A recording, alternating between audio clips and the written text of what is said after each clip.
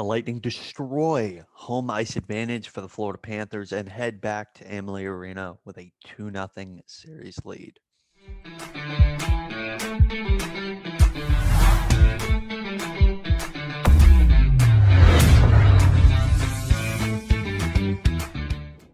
Hi, everybody. Welcome back to the Bay Bolts channel. My name is Michael Wax. We're going to do another game recap, but this time it's going to be a solo edition recapping the Tampa Bay Lightning's 3-1 win over the Florida Panthers in Game 2 of the first round, taking a 2-0 series lead on the road, no less. But let's get right into the game.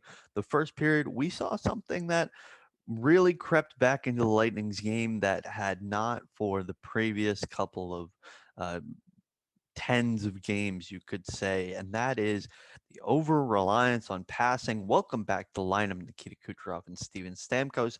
Old habits really do die hard. Now, the Lightning did outscore the Panthers 2-0 in this period. They played some really, really solid defense. Andre Vasilevsky was good as usual. But the main concern I really had in this period was that the only chance the Lightning really got, and they did capitalize on this chance, that wasn't necessarily a pass or a pass happy team not capitalizing on their chances, was the Andre Palat goal, which happened because of players actually driving the net and making plays. It was a really solid effort by Braden Point, whose shot went off the crossbar, and Andre Palat got it to the back of the net. But you look at the Steven Stamkos goal, you look at other odd man rush opportunities. The Lightning are very, very pass happy in that first period. Luckily, they changed that mentality throughout the rest of the game, but that's just something that needs to come out of the Lightning's game. And they really crept back into those habits that they had in 2018, 2019, a little bit in 2020, where they're passing too much and they're not capitalizing on the opportunities that are given to them right in front of them. There were a couple of those chances where I thought the person that had the puck should have shot it instead of passed. And there were a couple opportunities where, the defender in front of you isn't doing what he's supposed to. Why not make that pass, thread it through, and see what happens on the other side? But overall, very glad to see Steven Stamkos get on the board. Really thought it was Alex Killorn, but Steven Stamkos gets it in off an old bolt in Anton Strawman, and Andre Palat with that goal that we talked about earlier. One of the things I forgot to mention, Chris Driedger getting his first playoff start for the Florida Panthers. The 28-year-old was spectacular in the regular season. Apparently, Joel Quenneville didn't like Sergei Bobrovsky's performance in Game 1, thought it was honestly okay. The only goal he really should have had was the Blake Coleman shorthanded goal. But other than that, I was, I guess, surprised that Chris Driedger was in net for Game 2, and the Lightning took full advantage of his wary movements in the first period, getting 2 goals against.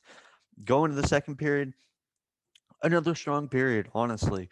You could say what you want about the Lightning really, really giving up possession in the first couple of minutes of that period. And, give credit to the Panthers. That top six has been great for them. They've generated so many goals. And the top six was on this play.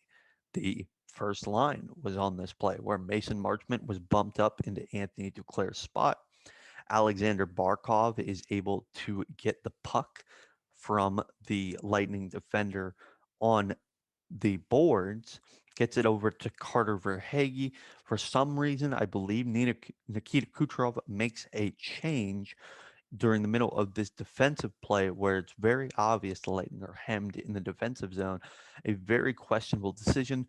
A lot of people would look at this play where Mason Marchment got that pass from Carter Verhaeghe and put it in the back of the net and go, why was Tyler Johnson late?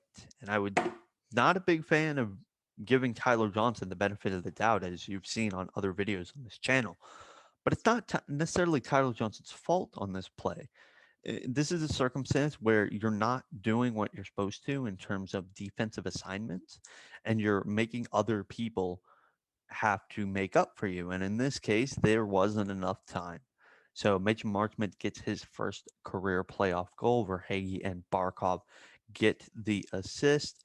And from that point on, the Tampa Bay Lightning buckled down defensively. The Panthers had some chances. Andre Vasilevsky was very solid in net. They only had 13 shots on goal in the second and third period, which is less than they did in the first period. But the Lightning know how to win these types of games. You're not going to win every single game 7-4, which is what we saw in game 1 where they won 5-4, and it was one of the craziest hockey games we've seen in a long time. You're going to have to win defensive stalemates. Whereas they were getting chances in the second period. I remember Sorelli off the crossbar. Maybe that was in the first period, but it was a chance nonetheless. The opportunities that the Lightning were given, they tried to take advantage of. And credit to the Panthers, their defense was a lot better in the second and the third period, limiting the Bolts to 4 shots in the second period and only 9 in the third. And you can look at the shots on goal and say, well, the Panthers outshot the Tampa Bay Lightning in the second and the third period, which is true. Tampa Bay Lightning only got 13 shots overall in those two periods. The Florida Panthers outshot them 24-13. But what I would say to that is Lightning won the game because they played such good defense. Now, there were some questionable defensive plays. There were some players that I think did not do very well tonight. But the main reason that the Lightning were able to win this game is because of Ryan McDonagh. He's the biggest positive from this game, I think, overall. He's been the Lightning's defensive MVP through 2 games, which is saying a lot considering they have Victor Hedman and Mikhail Sergachev up and coming. Eric Chernak has taken a step this year.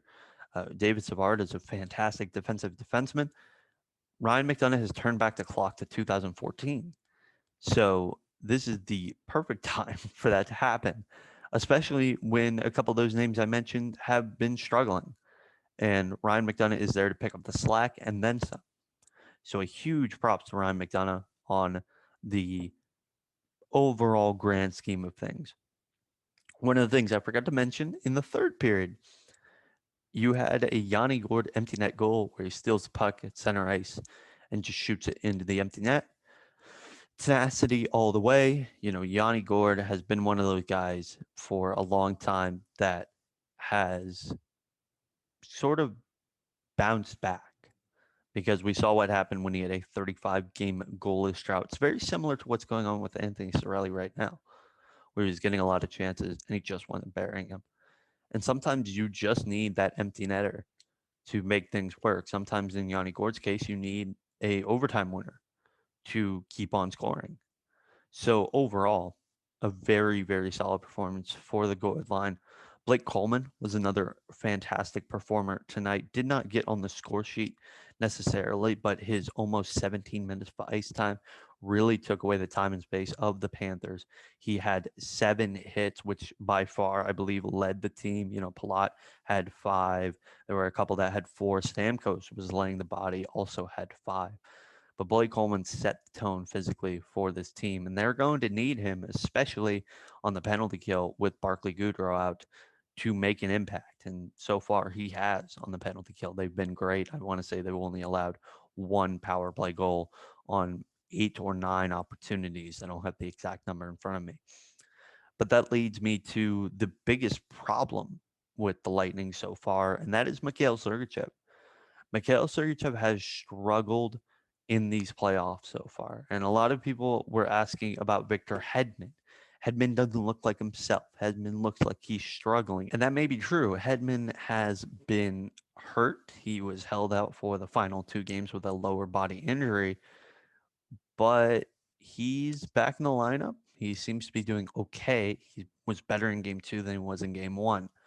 Conversely, Mikhail Sergachev is not hurt and has been playing some of his worst hockey in a Lightning uniform, constantly turning the puck over, passing it to the wrong people, missing defensive assignments, really being bailed out by his defensive partner, whether that is Jan Ruda, David Savard, Eric Chernak, whoever you put on that right-handed side. Mikhail Sergachev needs to be better if this team wants to repeat for the Stanley Cup. You're always going to have players that struggle when push comes to shove, and you're always going to have players that exceed. We've seen Ryan McDonagh exceed. We've seen Mikhail Sergachev struggle. I guess that is the duality of the left-handed side of defense. So overall, the Lightning played very, very well. They got that second road win as they head back to Amalie Arena with a 2-0 series lead. The game 3 will be on Thursday, where the Lightning look to take an absolute stranglehold on the series and get their first 3-0 series lead since the second round against Montreal back in 2015. So with that, thank you very much for watching. If you've been listening to the Bay Bolts channel on this episode of Quick Strike, make sure to like, share, subscribe, comment down below. Let us know what you thought about this video. Also, make sure to follow us on social media at Bay_Bolts on Twitter, Instagram, and Facebook. We do the game recaps and live game coverage on Twitter every single game. Make sure to follow us on that site in particular. But again, guys, thank you so much for watching. And remember, the Tampa Bay Lightning are still your defending Stanley Cup champions.